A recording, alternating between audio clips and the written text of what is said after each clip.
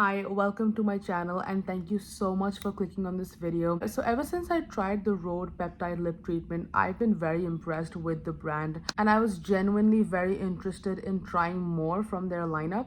But it's always very difficult to get my hands on Rhode products. They're always stocked out, but this time I was lucky and I ended up getting three things. Ended up getting the Rhode Pocket Blush and two Rhode Peptide Lip Treatments. I have tried the Peptide Lip Treatments before, so this won't be a first impression or a new formula to me.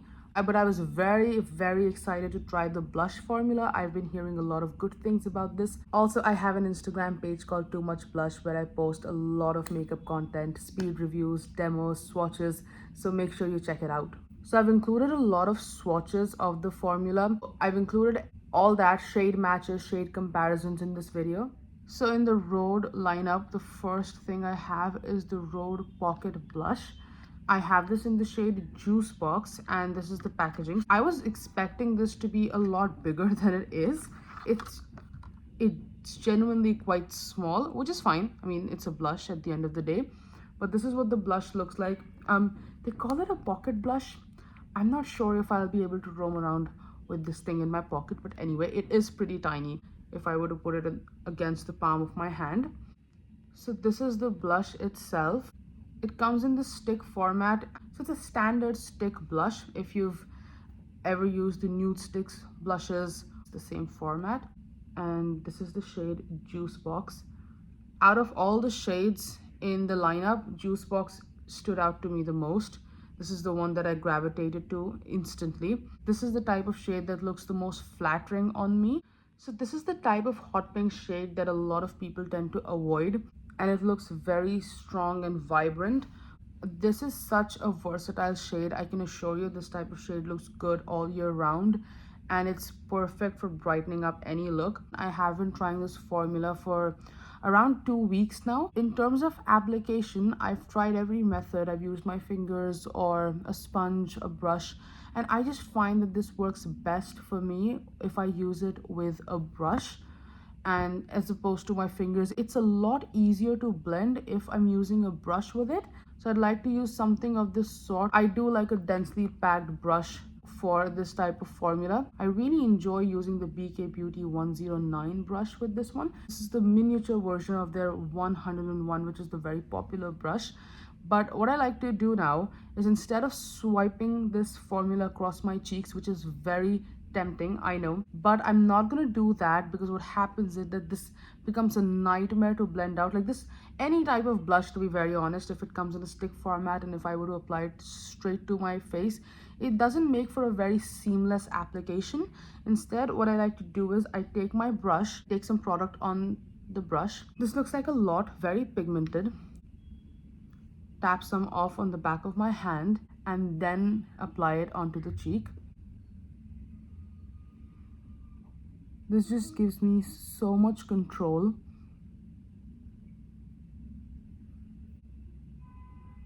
And it's such a pretty shade. So I went from something that looks so strong in the tube to a blush look that's very seamless across the nose, of course. Instant dose of color. I really needed this. I want to take even more because this is a blush video, so might as well show you how extreme I can make this look. So this is a very pigmented formula. See, this is what I always do. I had the perfect amount on my face, but I just had to go in with more. But oh well, this way you can see how far you can take this formula. With a blush, I always like to put it all over my face. This just gives me a very natural look. I think to save the situation, I'll go in with a sponge and try to diffuse this. So I have been testing this out and I'm happy to report that it doesn't cling to dry patches on my face. A lot of blush formulas can do that. This one doesn't. As a cream blush especially, I have to be very careful. So it doesn't cling to dry patches. It's not patchy. It's pretty long lasting. I was pleasantly surprised because my face tends to eat blush. Like the moment I apply it, within 30-40 minutes, blush begins to fade away. This one, on the other hand, it does manage to stay for a few hours. Even after 8-9 hours, I can see color on my face and it fades away very elegantly. It's a very effortless formula. This is exactly the type of makeup I enjoy using. Something that's effortless, very reliable, very consistent. And I don't like to work with products that require a lot of effort on my part. So this is absolutely perfect. It's always a seamless application. Another great plus point is that it works very well with powder. So if I set my face, which I don't tend to do very often, but sometimes when it's very hot out, I do like to set my face with powder. Doesn't end up getting all clingy and gross. So very happy with the pocket blushes. If I get the chance, I might try to get another shade, but for the time being, Juicebox is definitely the one that works for me. So this is a close-up of the blush on my skin. I do have texture on my cheeks. So it's a cream blush. I don't expect it to be blurring. At the same time, it's not emphasizing texture. I mean, I'll always have texture on my face, and it looks very nice and very seamless. It's not a cream blush that you have to run out right now and get for yourself. I think with these, I think the novelty aspect is the marketing, the type of shades you're getting, and there's absolutely nothing wrong with this formula. So if you do have access to the Rhode website, I would highly recommend these. All I'm saying is that you don't have to feel bad over not being able to get them, or that you have to run out right now and get this pocket blush formula. I'm sure you have other cream blushes that compare. So on to the next part.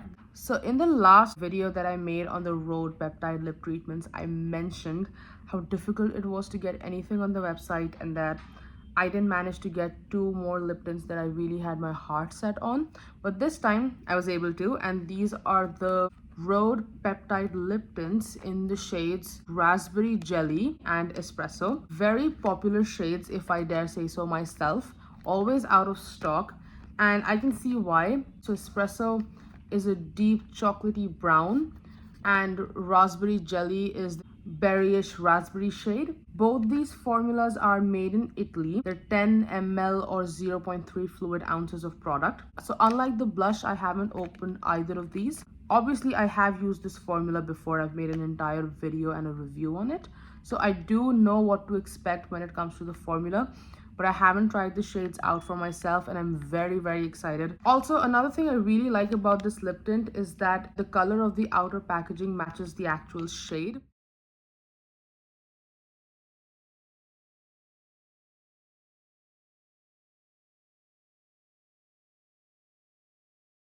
This is a very nourishing lip balm formula. See, another product that you don't need to run out and get, but I can't lie, this is a beautiful lip balm. For shade number 2, and this is Raspberry Jelly. Again, a very viral product. It looks stunning on everyone who uses it, so I'm very excited.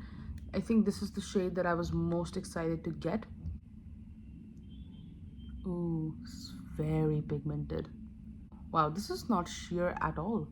But for a lip balm, this is very pigmented.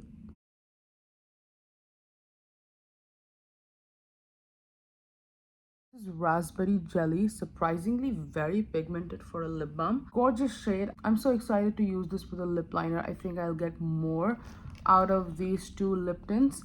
So coming to the reviews, it's a very thin formula, a little slippery if I'm being very honest. So I would definitely like to use this with a lip liner to kind of set everything in place. And especially with these two shades, because they are so pigmented, I wouldn't be comfortable using Raspberry Jelly, for instance, just like this without even a mirror, because it's not sheer at all. So I can't get away with uneven or choppy application. But I really enjoy this formula as well. I've not experienced any issues with graininess personally. I think they've fixed that aspect to the formula. For a lip balm, it's very comforting, very nourishing. I'm gonna try and use this with a lip liner as well. So I'm using Chai from Anastasia Beverly Hills.